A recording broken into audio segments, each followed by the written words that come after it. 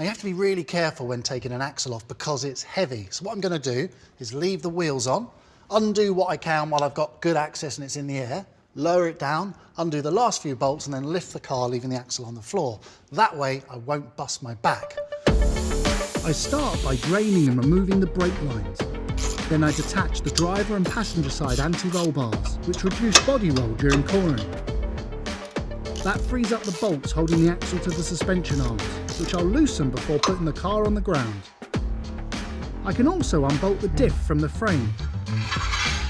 By raising the axle with a gearbox mount, I can lighten the load on the limit straps just enough to unclip them. Now that the straps are off and everything else I can get access to is loosened up, I'm going to lower it now, stick the car on the floor and tackle the rest on my back. First, I drain the differential oil, then the suspension bolt comes out with a simple application of a mallet.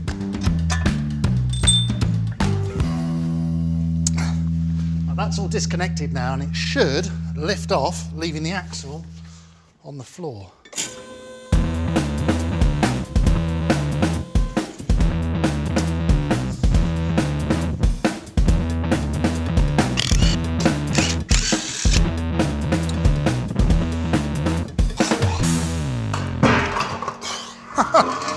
That's really heavy. Now the axle is off the car, I can remove the brake mechanism and slide the axle shaft out of the casing.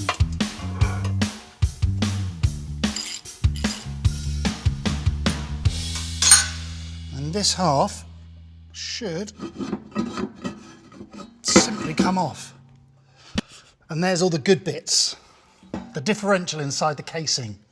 This is where we've got our problem. Now, in really simple terms, a differential has two primary jobs. Job number one, it takes the power from the engine via the prop shaft and turns 90 degrees so that power is given to both wheels. It takes a turn from here and puts it into here. And secondly, it allows each one of those wheels to travel at different speeds. So if you imagine you're taking a really tight left-hand corner, the inside wheel's actually traveling at a slower rate than the outside wheel, because of course the outside wheel's trying to play catch-up. Now this should just slide out nice and easy. I'll check that in a second.